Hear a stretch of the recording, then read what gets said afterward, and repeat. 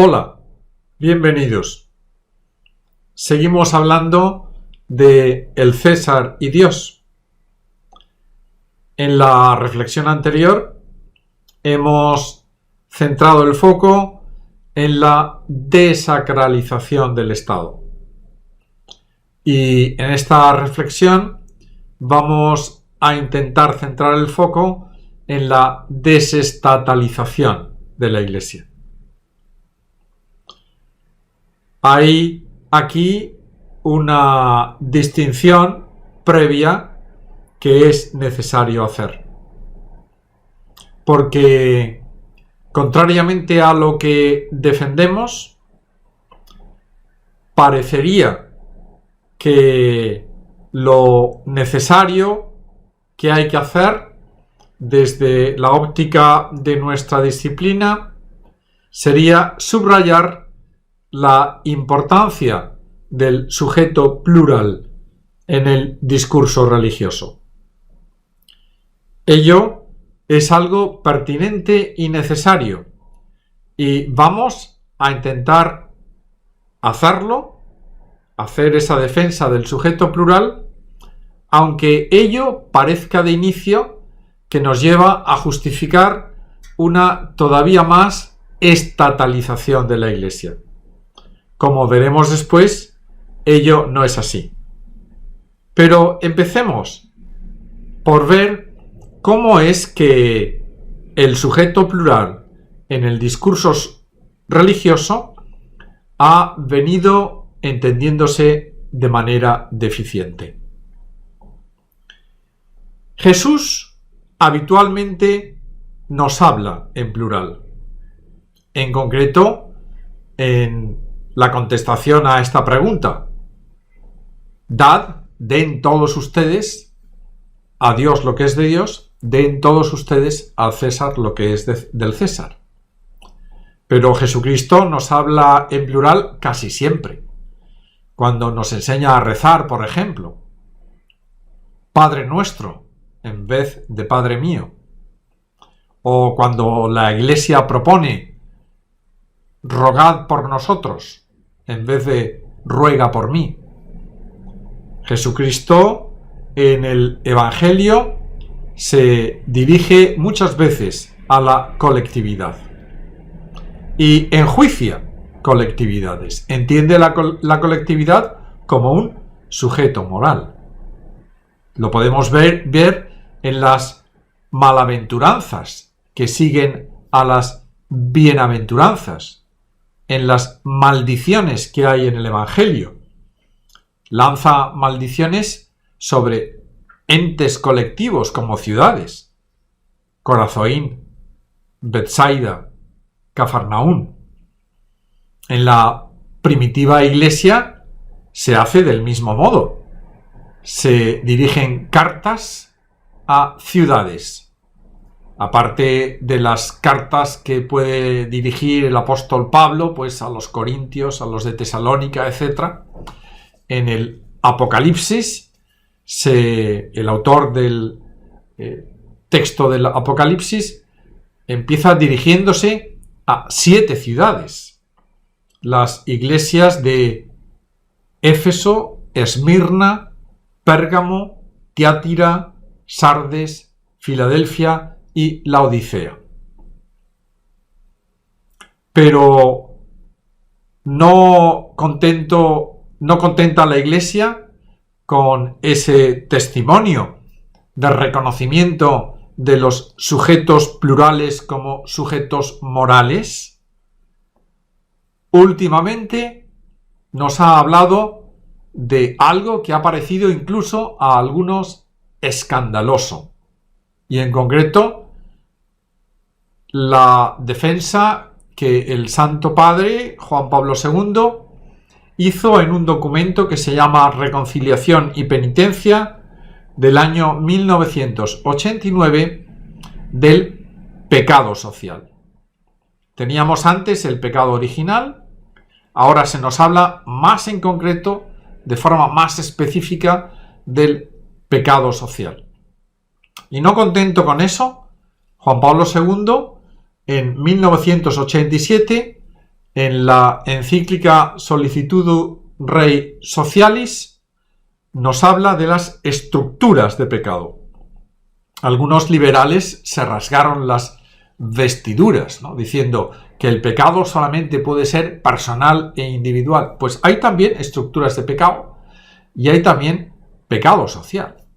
¿Cómo puede ser eso? Pues eso que lo expliquen los teólogos, pero a mí me parece fácil de entender si uno entiende que uno puede pecar también por omisión, que hay complicidad en ciertos pecados más o menos colectivos, y ahora las colectividades en esta sociedad global e interconectada están más afirmadas que nunca.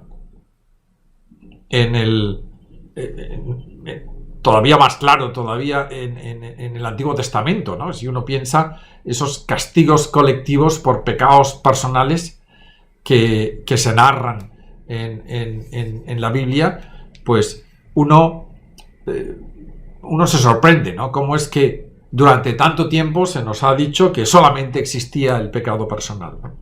El pecado personal existe, pero el pecado colectivo no es la suma de pecados personales, porque las colectividades existen. La colectividad no es la suma de individualidades. La colectividad es lo que queda cuando quitas las individualidades. Eso lo hemos explicado los sociólogos desde siempre. El bosque no son solo los árboles, ¿no? Hay algo más que árboles en el bosque.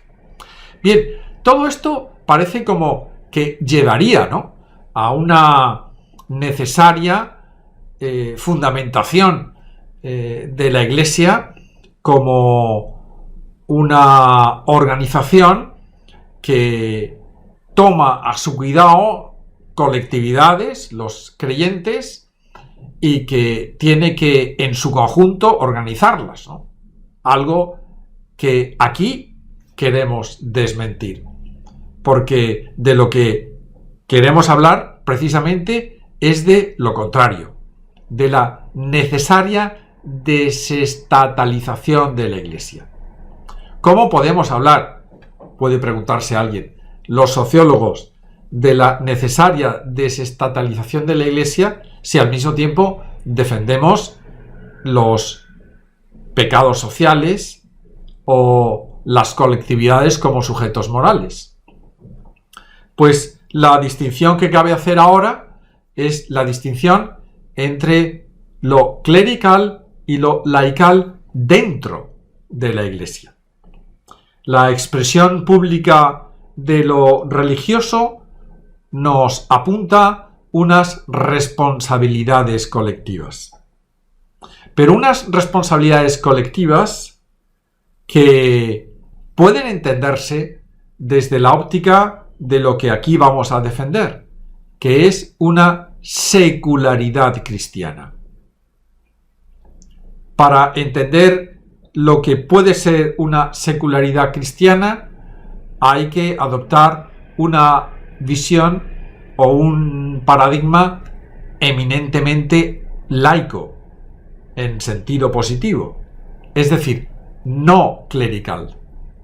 Los fieles en la Iglesia se supone que son o clérigos o laicos. Bien, pues un paradigma o un modo de entendimiento laical apuntalaría esa columna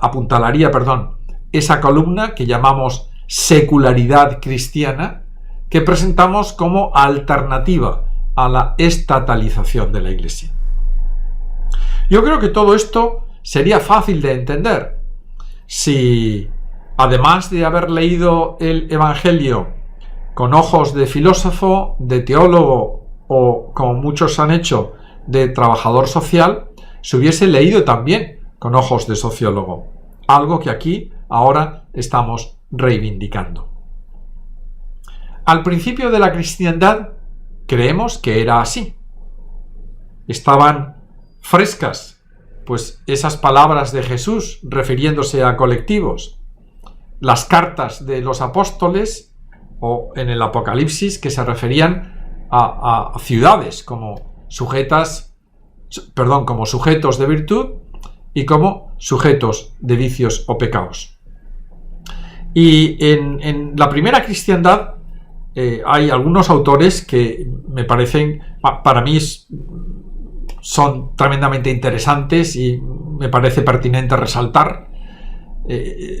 Sacan también esto a flote, el tema de que existe una moral y existe un vicio y existe un pecado que son de naturaleza colectiva. Esos autores son, por ejemplo, Eusebio de Cesarea y San Justino. San Justino es uno de mis santos preferidos. San Justino podría, así como muchos santos se llaman, pues, obispo y mártir, o sacerdote y mártir, San Justino, laico, sería profesor y mártir. Un gran santo. Es el autor del diálogo con Trifón y algunos le apuntan también como el autor de la epístola a Diogneto, aunque esto es bastante debatido. Y Eusebio de Cesarea es el autor de la historia eclesiástica. Voy a leer un párrafo, si me lo permiten, de Eusebio de Cesarea, en el que culpa a la propia Iglesia, a la colectividad de todos los cristianos, de la persecución más fuerte que se desencadenó en los primeros siglos contra la Iglesia naciente, que es la persecución de Diocleciano. Dice así, narra así, Eusebio de Cesarea: como comenzásemos a abandonarnos en la negligencia y desidia debido al mal uso de tantos años de libertad, y unos a tener envidia y criticar a otros, como nos hiciéramos nosotros mismos mutua guerra, hiriéndonos de palabra a modo de armas y lanzas, como los prelados luchasen contra prelados y pueblos contra pueblos, levantando revueltas y tumultos, finalmente, como imperase el fraude y el engaño hasta el ápice de la malicia, entonces la divina justicia empezó a amonestarnos primero con brazo suave, como acostumbra, casi sin sentir y moderadamente, sin tocar aún el cuerpo general de la Iglesia y pudiéndose reunir todavía las multitudes de fieles libremente. Y después con la persecución, que estalló en sus comienzos por los que ejercían la milicia. Culpas de todos y castigo divino. Una persecución que sufrió, aunque no murió en ella, el mismo Eusebio de Cesarea. Bien, ¿qué perspectiva más interesante y, a mi juicio, más sana también? Todos somos Iglesia, en la Iglesia católica, que es a la que me estoy refiriendo ahora. Y ese todo, clérigos y laicos, en situación de igualdad, todos somos iguales hijos de Dios, respondemos también colectivamente ante Dios.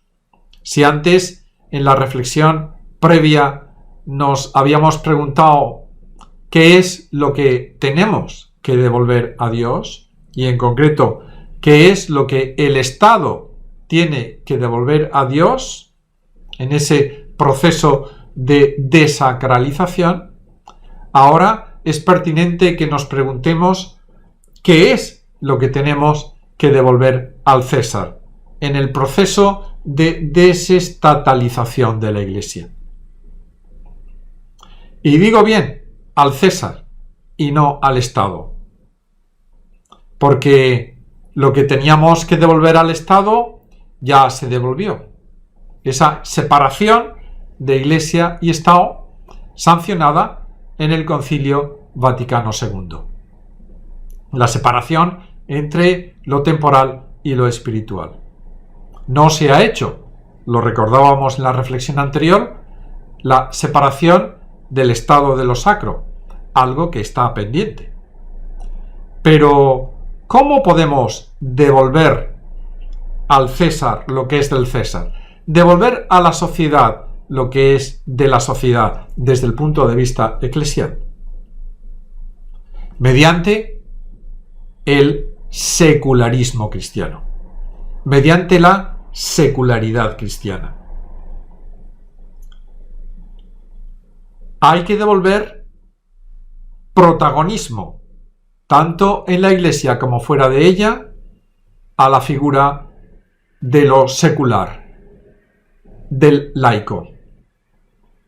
Hay que entender que el laico cristiano tiene una responsabilidad que la Iglesia debe de respetar en su trabajo en el ámbito público, representando mediante ese trabajo también a la Iglesia. A la Iglesia no la deben de representar solamente los clérigos, también los laicos. Y en el ámbito público, en el mundo, en los ámbitos así llamados profanos, son los laicos los que tienen que dar testimonio de la Iglesia. Y ese es el proceso de desestatalización de la Iglesia. Traspasar poder, entre comillas, al laico. Entender la jerarquía de otra manera, no como una serie interminable de escalones, sino como simplemente dos estamentos. El vicario de Cristo y sus representantes, los obispos, y el pueblo fiel, los fieles. Y en el pueblo fiel, clérigos y laicos en igualdad. Distinción de funciones, pero indistinción de su categoría como hijos de Dios. Este proceso de desestatalización de la Iglesia, que debería de ir unido al de desacralización del Estado, es un proceso a culminar. Es una necesidad para que la libertad religiosa sea reconocible como el fundamento de todas las demás libertades. Escribimos hace un tiempo La Cuarta Cristiandad, una propuesta con políticas concretas de desestatalización de la Iglesia, de una separación efectiva de la Iglesia del Estado y, paralelamente, del Estado de lo sacro.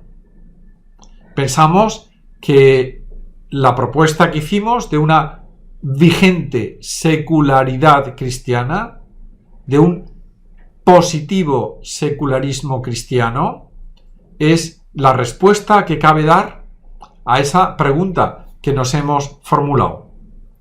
¿Qué es lo que podemos devolver al César desde el punto de vista de la religión, desde el punto de vista de las instituciones religiosas? Y me atrevo a decir que aquí también está apuntada la necesidad de una preparación sociológica seria entre los que se dedican a estudiar teología y a prepararse para ingresar en las filas del sacerdocio. Muchas gracias.